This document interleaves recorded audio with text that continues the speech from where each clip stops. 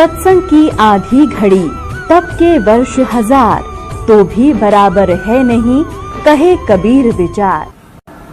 तो यहाँ आपसे प्रार्थना की जाती है, जब तक सत्संग चले आप सब चिंताएं और इधर उधर की गल्ला बातें छोड़ के ध्यान से सत्संग सुनो। जिन पुण्यात्माओं के, जिन प्राणियों के पुण्य बहुत ज्यादा होते हैं उनको मानव शरीर प्राप्त होता है। मानव शरीर 2 प्रकार से प्राप्त होता है। एक तो टर्न वाइज मिलता है। परमात्मा का विधान है कि इस जीव को भले ये कितना ही निकम्मा हो, 84 लाख प्रकार के प्राणियों के कष्टों को पूरा एक चक्कर लगाने के उपरांत इसको एक मानव शरीर परमात्मा अवश्य दिलवाते हैं। और दूसरी प्रकार का जो मानव शरीर प्राप्त होता है वो उन पुण्यात्माओं को होता है जो पहले भी मानव थे, उनके पुण्य ज्यादा थे, जिस कारण से किसी जन्म में उन्होंने शुभ साधनाएं, शास्त्र अनुकूल साधनाएं की होती हैं, शुभ संस्कार बनाए होते हैं, जिसके परिणाम स्वरूप उनको कई सैकड़ों भी मानव शरीर प्राप्त हो जाते हैं। लेकिन उन मानव शरीर के अंदर यदि सतगुरु नहीं मिलते तो उनको फिर से शुभ संस्कार बनाने का अवसर प्राप्त नहीं होता। और सतगुरु के अतिरिक्त अन्य किसी नकली संतों से ज्ञान प्राप्त करके साधना करते हैं, वो शास्त्र विरुद्ध साधना होने से यूजलेस होती है। उदाहरण के लिए श्रीमद् भगवत गीता अध्याय नंबर 16 के श्लोक 23 और 24 पर्याप्त है। और जब तक हम शास्त्र अनुकूल साधना नहीं करेंगे हमारे आध्यात्मिक शुभ संस्कार नहीं बन सकते। तो जिस कारण से भले ही सैकड़ों मनुष्य जीवन भी प्राप्त कर ले वो प्राणी जिसके पूर्व जन्म के किसी समय शुभ संस्कार ज्यादा संचित हो गए और फिर वो मनुष्य शरीर प्राप्त करता हुआ आ रहा है, उसके लिए वो कौन सा समय है? अब ये समय है जो ये प्राइम टाइम है, ये बिचली पीढ़ी प्रारंभ होगी कलयुग की। इसमें परमात्मा अपने बच्चों को अपने वचनानुसार अब सबको तत्व ज्ञान से परिचित कराएगा, सतनाम सारनाम सबको प्राप्त कराएगा। जो यहां से निकल जाएंगे सावधानी बरत कर सत साधना करके वो तो गए, सफल हुए। और जो नहीं निकल पाए और साधना कर रहे हैं किसी भी कारण से वो फाउल हो जाते हैं और पार नहीं हो पाते हैं, तो वो भी करोड़ों और काफी करोड़ों की संख्या में ऐसे हो जाते हैं। तो जो करोड़ों की संख्या में सत्साधना करते हुए और यहां रह जाएंगे, ये मंत्र ऐसे अनमोल और इतने कीमती हैं, इनकी थोड़ी ही साधना से बहुत ज्यादा आध्यात्मिक एनर्जी स्टोर हो जाती है। सतनाम के विषय में सूक्ष्म वेद में कहा है, सतनाम पालड़ रंग होरी हो, 14 लोक चढ़ावे राम रंग होरी हो, 3 लोक पास अंग धुर रंग होरी हो, तो ना तुले तुलाया राम रंग होरी हो। जैसे हम यहाँ के त्योहार मनाते हैं, होली मीन खुशी से हम एक दूसरे के साथ रंग उछालते हैं, तो परमात्मा कहते हैं ये होली जो आप मनाते हो ये नकली है, ये काल प्रेरित है। एक व्यक्ति का युवा पुत्र मर गया होली से 2 दिन पहले, ना वो स्वयं होली मना पा रहा है, ना उसके रिलेटिव, और ना उसके मोहल्ले वाले। तो अब कहाँ गई वो होरी जिसको इतना इम्पोर्टेंट त्योहार मान रहे थे। तो परमात्मा और उससे परिचित संत कहते हैं कि इस नकली सांग में, इस नकली स्थान पर आप ये नाचा गाई करते हो, आपने भांग पी रखी है, नशे में बकवाद कर रहे हो। इस भांग का नशा, काल की माया का नशा अज्ञानता में प्रेरित होकर कर रहे हो। यहाँ एक पलक में ना जाने के बिजली गिर जा, ऐसे लोक में तुम खुशी मना रहे हो। या तो जब आपको ज्ञान होगा, आंखों से आंसू नहीं सूखेंगे, हम के कष्ट उठा रहे हैं और आगे क्या जुल्म होगा हमारे साथ। तो असली होरी राम नाम की होरी है। या खेलो, दिन रात खेलो, रात खेलो दिन खेलो, सुमन करो दिन रात इस राम नाम की होरी से, इस रंग को बखेरो। तो क्या कहते हैं कि सतनाम जो 2 अक्षर का मंत्र है, जिसमें एक ओम है एक तत् है, और ये ऐसा अनमोल मंत्र है, इसकी इतनी कीमत बताई है। यदि विधिवत परम संत अधिकारी संत से प्राप्त करके, अधिकारी आपको बता देता हूं 21 ब्रह्मांड में, इस विश्व में इस दास के अतिरिक्त इन तीनों मंत्रों को देने का कोई अधिकारी नहीं है। या गलती ना करियो, बहुत धोखा खा लिया आपने।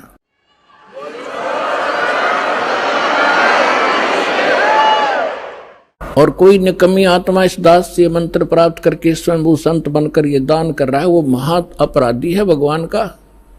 और धोखेबाज है, वो डुप्लीकेट बना रहा है वो पासपोर्ट, जो आगे जाके आपको बहुत धोखा देगा।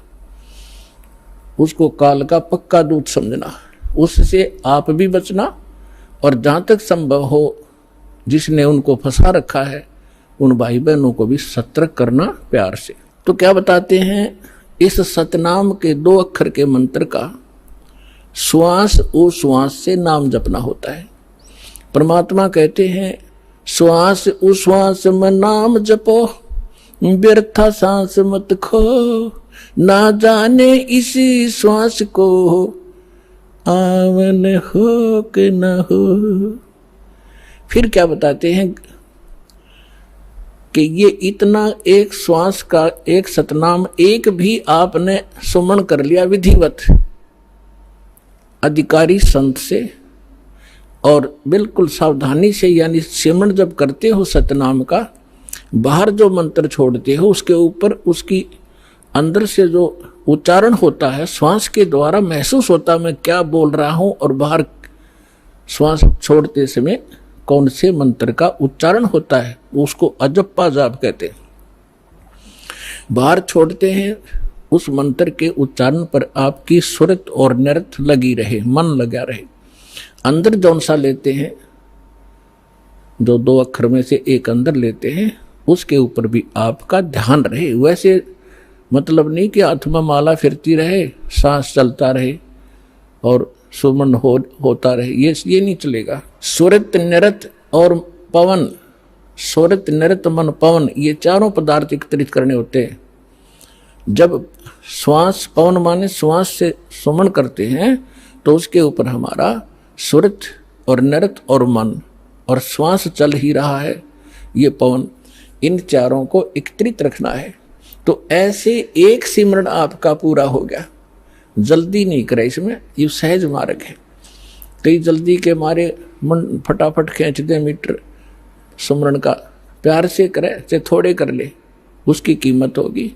और सिमरन करे ध्यान से, बगैर सुरत नृत्य लगाए कोई सिमरन हो रहा है वो काम असफल नहीं होगा। तो ऐसे किया हुआ सतनाम का एक सिमरन की कितनी कीमत बताई है पुण्यात्माओं।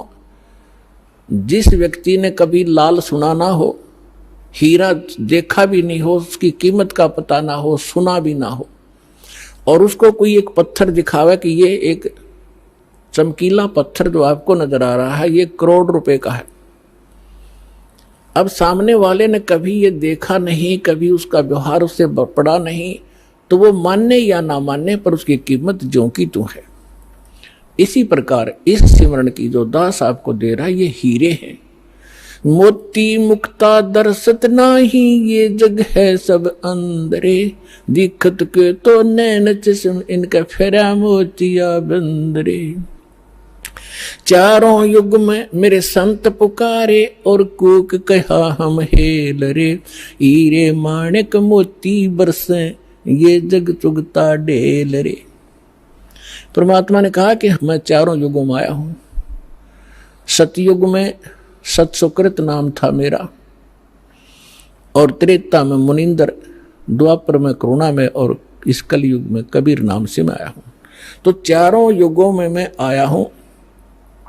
और परमात्मा का विधान वेदों से आपको बहुत बार बताया है कि वो परमात्मा कैसी लीला करता है। ऊपर रहता है सतलोक में, सह शरीर मनो सदृश्य है, वहां राजा के समान एक सिंहासन पर विराजमान है। वहां से गति करके आते हैं या अच्छी आत्माओं को मिलते हैं, उनको अपने से परिचित कराते हैं सचखंड सतलोक ले जाके, फिर उनको वापस छोड़ते हैं। फिर वो परमात्मा से परिचित महापुरुष परमात्मा के उस यथार्थ ज्ञान को संसार के अंदर फैलाते हैं, और परमात्मा स्वयं भी वही काम करने के लिए आते हैं। एक कवियों की तरह लोकोक्तियों के माध्यम से अपने ज्ञान को प्रचार करते हैं। तो क्या बता रहे हैं, चारों युग में संत पुकारे, कूक कहा हम हेल रे, हीरे माणिक मोती बरसे, ये जग चुगता ढेल रे। हम सत्य ज्ञान और सत्य साधना रूपी हीरे और मोती आपके सामने बखेरते हैं, और आपने उनकी पहचान नहीं है। आप ये कंकर पत्थर आन उपासना, अन्य देवी देवताओं की पूजा, ये भूत पूजाएं करके आप कंकर पत्थर इकट्ठे कर रहे हो, ये सोचकर ये बहुमूल्य होंगे। तो यहां परमात्मा कहते हैं हीरे मोती माणिक बरसे, ये जग चुगता ढेल रे। तो ये जो श्वास का सिमरण है, ये लाल है आपका, और ये जितने भी एकत्रित करोगे इनकी उतनी ही कीमत होगी, जो अभी दास बताने जा रहा है।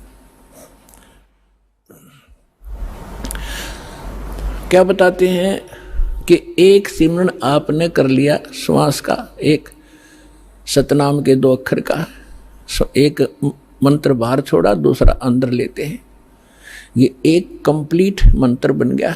देख कितना आसान सी बात, चलते कर लो, बैठ के कर लो, लेट के कर लो, सफर में बस में कर लो, रेलगाड़ी में कर लो, इतना सिंपल वे।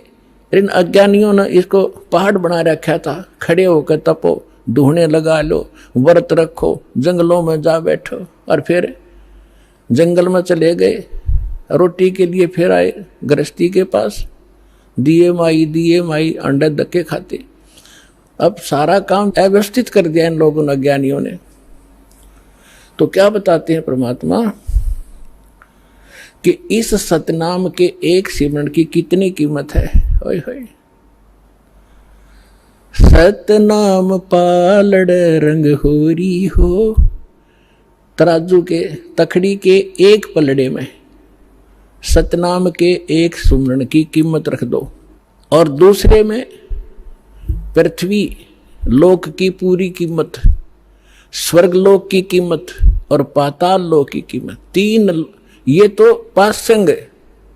और दूसरी में 14 लोक, विष्णु जी का लोक, ब्रह्मा जी का लोक, शिव जी का लोक, दुर्गा का लोक, और ये निरंजन का लोक, और ऊपर जो स्वर्ग के अंदर, महास्वर्ग के अंदर आगे कई डिवाइड कर रखे। ऐसे ये कुल मिलाकर 14 लोक में बनते हैं, तल उतल ये नीचे के। परमात्मा कहते हैं 14 के 14 लोकों की कीमत दूसरे पलड़े में रख दो। एक पलड़े में सतनाम की एक वैल्यू, और उधर 14 लोक चढ़ावे राम रंग होरी हो, और 3 लोक पासंग धरे, पृथ्वी लोक, स्वर्ग लोक और पाताल लोक की को तो गिनती में भी नहीं है इसकी, उसके सामने कीमत।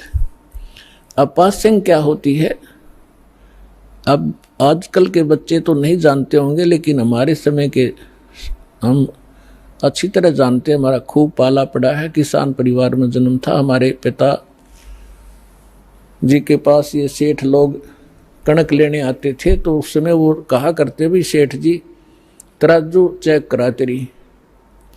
वो चेक कराता था, उसमें कुछ एरर होती तो उसको ठीक करने के लिए उसी जैसे गेहूं तोल रहे हैं, गेहूं से थोड़े से कणक लिया और दूसरे पलड़े में डाल दी जाती है। वो पासिंग ठीक करने के लिए, पासिंग माने एरर, उसके लिए वो कणक रख दी जाती है, उधर ही बट्टे रख दिए जाते हैं, दूसरी साइड पलड़े से फिर कणक तोली जाती है। तो वो जो एक मुट्ठी कणक डाली है वो पासिंग है, वो सौदे में नहीं आती, वो तो व्यर्थ में पड़ी है। वो चाहे ग्राहक की तरफ जाओ और चाहे धनी की तरफ रह जाओ, उसकी कोई ध्यान नहीं करता। वो पासिंग है, यानी इतनी कम वैल्यू है। तो आप कितनी पुण्यात्मा हो और कितना सिमरन आप करते हो और आप कितने धनी होते जा रहे हो अध्यात्म के। कबीर साहब कहते हैं, कबीरा सब जग निर्धना, धनवंता ना कोई, धनवंता सो जानियो जिस पर राम नाम धन हो। अब आज अरबपति है और कल मृत्यु हो गया, भक्ति करी नहीं तो कल क्या है, वो गधापति है। फिर वो गधा बनकर घूम रहा होगा, कुत्ता बनकर गलियों में सैर सपट्टे कर रहा होगा, टट्टी खा रहा होगा, खा के यहाँ का धन। तो पुण्यात्माओं, इस परमात्मा की शरण में आपको यहाँ के भौतिक सुख भी आपके डिमांड रिक्वायरमेंट के अनुसार अवश्य देगा ये दाता, और फिर आपकी जो भक्ति की शेष पूंजी को सुरक्षित रखेगा ताकि चल आपके यहाँ जाते समय आपका धन सुरक्षित रहे। अब क्या बता रहे हैं,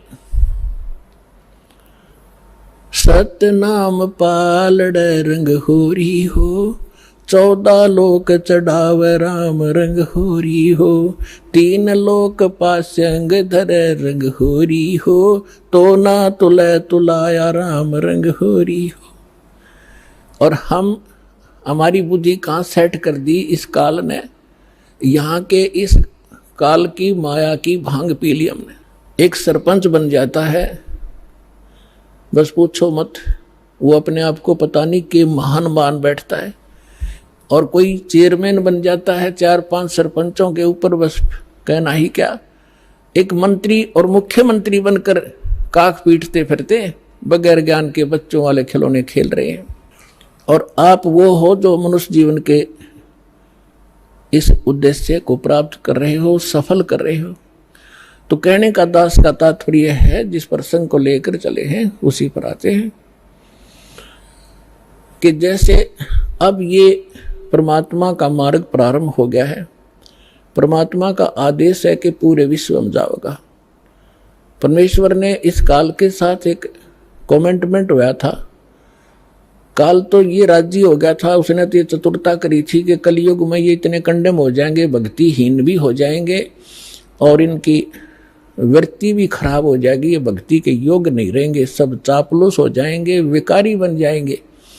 इसलिए उसने कहा था कि भगवान 3 युगों में जीव थोड़े ले जाना। परमात्मा ने कहा था कि तूने सभी मेरी आत्माओं को ऐसा दुखी कर दिया, इनकी क्या दुर्दशा कर दी तूने, गधा बना रखा, कुत्ता बना रखा, क्या ये ऐसे थे जब तेरे पास आए।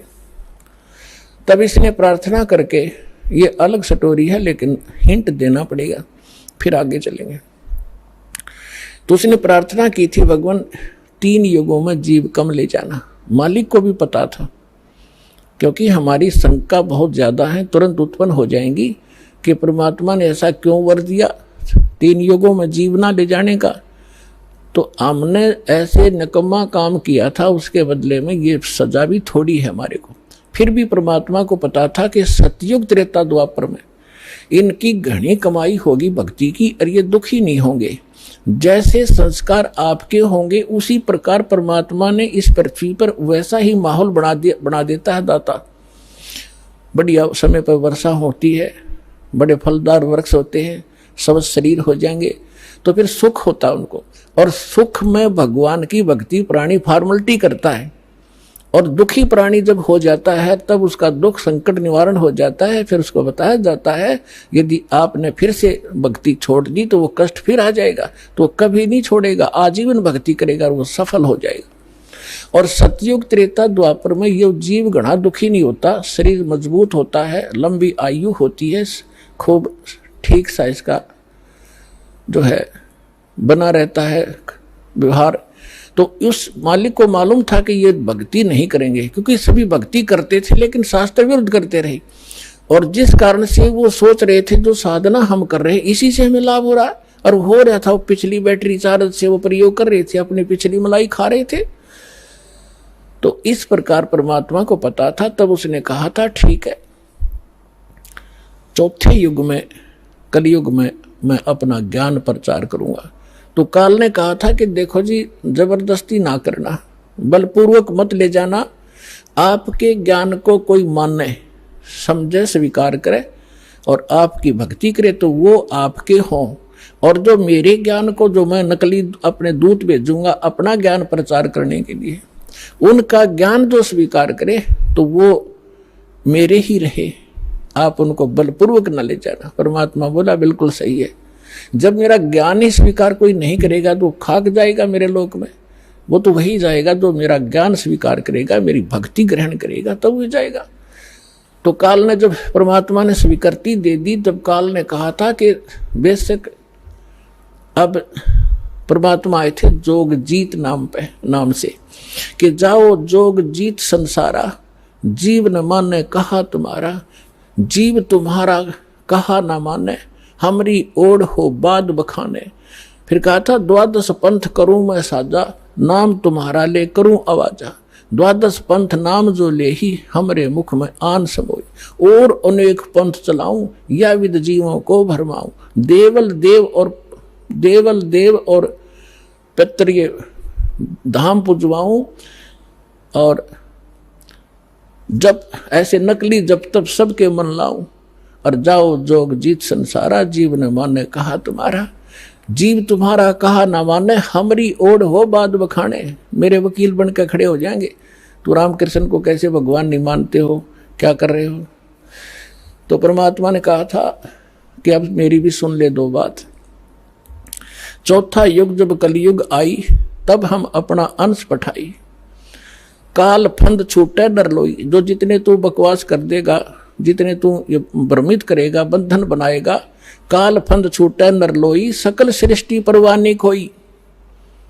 ये परमात्मा का वचन है बच्चों, कोई डूम भाट के गीत नहीं है, समर्थ के वचन है। कि कहते हैं कलयुग बीते 5500 पाचा, तब ये वचन मेरा होगा साचा,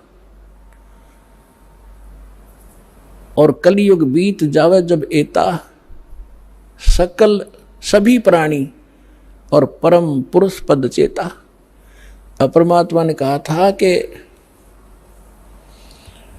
जब चौथा युग कलयुग आवेगा तब मैं अपना अंश भेजूंगा, और उस समय काल के सारे फंद, तेरे सारे दाव पेच, ये अज्ञान को काट दिया जाएगा, और सकल सृष्टि उपदेशी होगी, नाम लेवेगी।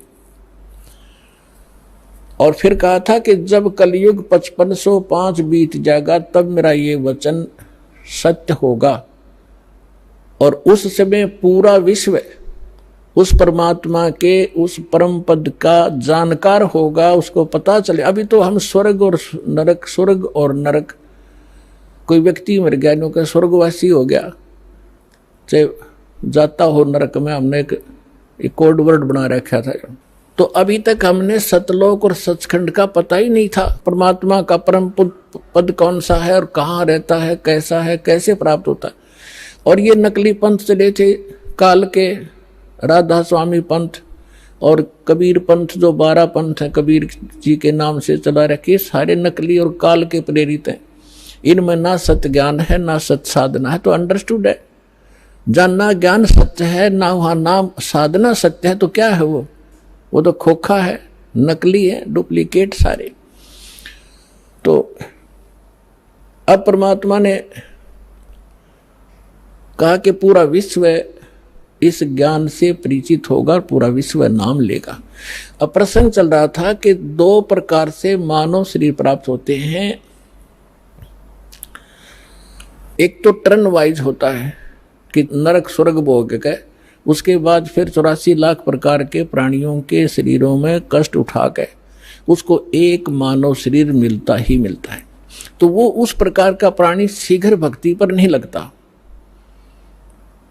उसके उसके अंदर एक ऐसा गुण होता है, अवगुण होता है, वो बहुत ही देर से बहुत समय लगेगा उसमें, लेकिन मालिक की दया, जो दास ने कल उदाहरण दिया था उस तरीके से उसके ऊपर असर होता है। वो भी तरीका मालिक उन बच्चों के लिए भी अपनाएगा अब।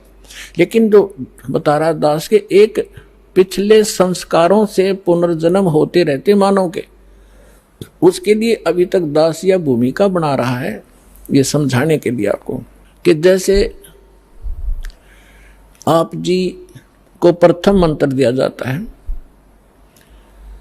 पहले परमात्मा ने इस प्रथम मंत्र में केवल ये बीच वाले 5 नाम ही दिए जाते थे, और ये काल के पंथ जो राधा स्वामी पंथ और इससे निकले हुई जितनी शाखाएं हैं ये 5 नाम देते हैं। और वो कौन से नाम? 5 काल के, यूजलेस, ओंकार, रंकार, ज्योत निरंजन, सो हमर सतनाम। सतनाम कोई जाप है, ओंकार रंकारी कोई जाप है। ये 5 नाम थे जो दास आपको प्रथम मंत्र में बीच के 2 फर्स्ट एंड लास्ट को छोड़कर, ये पहले नहीं दिया जाता था, इसलिए इसको अभी तक गुप्त रखा था। ये कंप्लीट कोर्स है। और वो बीच वाले जो मंत्र हैं वो आपको संसारिक सुविधा यहाँ की उपलब्ध कराएंगे, क्योंकि उनका टैक्स देंगे।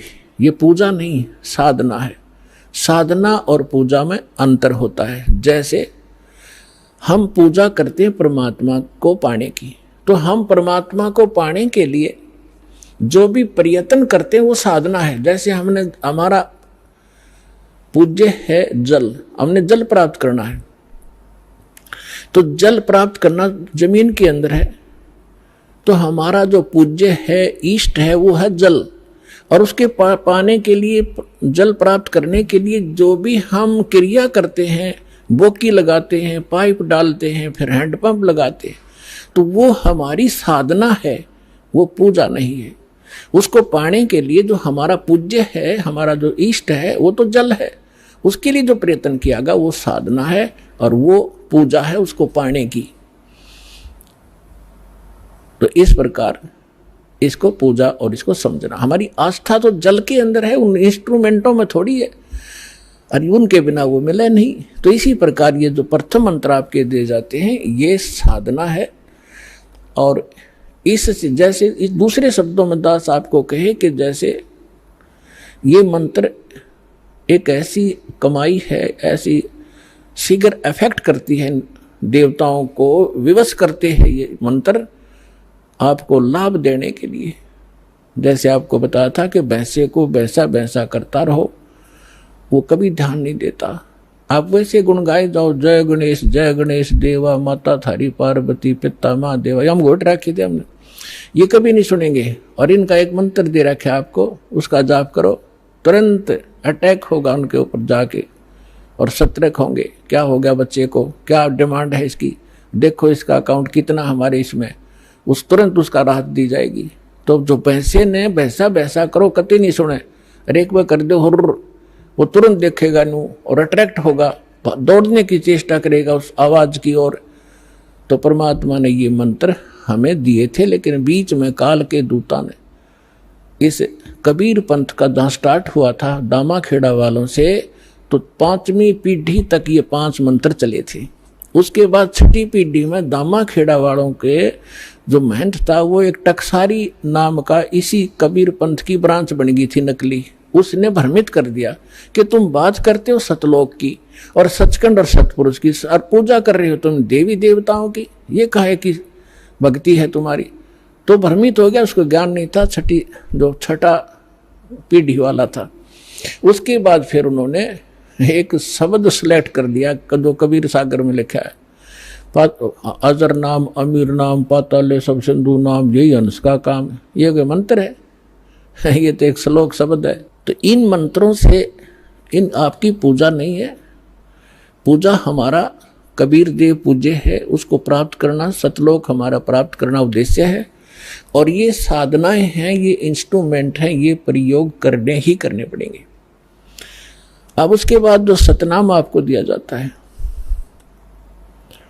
सतनाम के अंदर एक आध सिरफिरा जो विशेषकर वो व्यक्ति भ्रमित होता है जिसके कर्म घड़े बिगड़ जाते हैं, जो 100, 200, 1000, 2000 व्यक्तियों को भ्रमित करके उनको अपने पीछे लगा के गुरु बन बैठता है। अब क्या बन गई, परमात्मा की दया हो रही है, हमारे जो बच्चे शिष्य बनते हैं जो पहले अन्य इन गुरुओं के पास थे, अब बच्चे को बालक थोड़े ही एजुकेटेड है, दास ऐसे ढंग से ज्ञान देता है कि बालक भी समझ जा और प्रमाण देता है, तो उनको समझ में आ रहा है, वो अपने गुरुओं के पास जा रहे हैं। उन गुरुओं से भी कह रहे हैं जी आप भी चलो, आप भी भ्रमित हैं और हमें भी मिसगाइड किया आपने। आपका उद्देश्य तो ठीक था कि हम कुछ मार्गदर्शन करें, लेकिन आपको ही नहीं पता, आप झूठे गाइड बन गए, आप भी चलो। तो जो अच्छी आत्माएं हैं वो आ जाते हैं, दीक्षा भी ले रहे हैं। एक तो ये कह रहा था कि मेरे 20,000 शिष्य हैं, मुझे ये ज्ञान मिला, पहले मैंने ज्ञान गंगा पढ़ा और फिर मैंने अपने शिष्यों से कहा कि तुम भी पढ़ो, देखो इसमें क्या है। तो उन शिष्यों से ने कहा जी इसमें तो अद्वितीय ज्ञान है। तो मैंने कहा कि जाओ तुम दीक्षा लेकर आओ। तो वो अपने शिष्य भेजे उस प्यारी आत्मा ने, और अब कह रहा था पिछले सत्संग पे कि पिछली बार मैं भी आ गया हूँ और शेष को भी अब जाके ये ज्ञान गंगा दूंगा और यहाँ लाऊंगा। ये है महान आत्मा।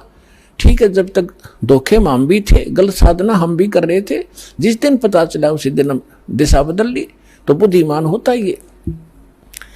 और एक ऐसा सिरफिरा मिला, चेले भी उसके साथ थे, चेलों के सारी समझ मारी, रूस में अहंकार अभी शेष था।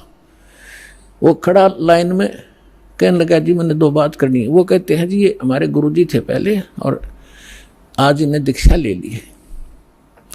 अब वो प्रथम दीक्षा ले ली, द्वितीय दीक्षा दी, जब उसने कहा कि ये क्या है, ये वही मंत्र है, उल्टे सुल्टे करके दे रहे हो, ये कोई सतनाम हुआ।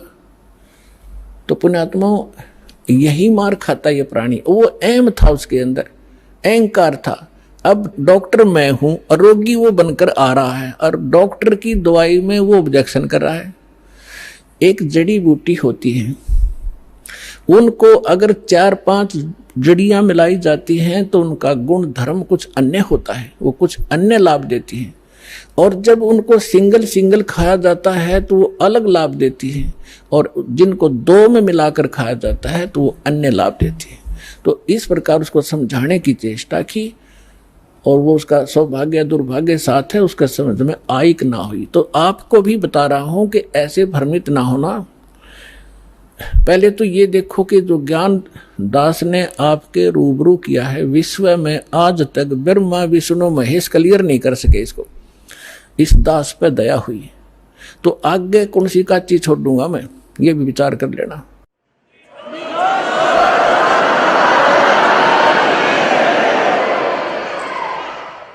और फिर ये साथ एक पॉइंट को क्लियर करने के लिए 6 उदाहरण देता हूं, ऐसे मजबूत जो हलाए नहीं हिल सकते।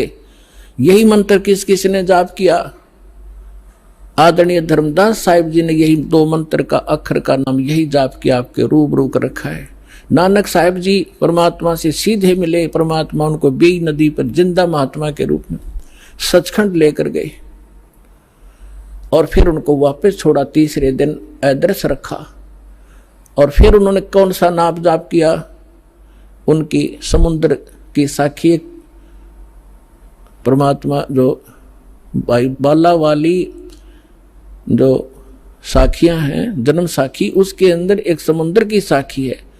उसमें एक कथा है कि एक समय बाला और मर्दाना नानक साहिब के साथ रहा करते थे अधिकतर। उन्होंने एक दिन प्रार्थना की, गुरुदेव हम श्रीलंका जाना चाहते हैं, देखना चाहते हैं, दया करो।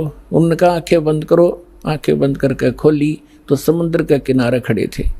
नानक साहिब जी ने कहा कि आओ मेरे साथ साथ समुद्र के ऊपर चलेंगे और वाहे गुरु बोलते रहना।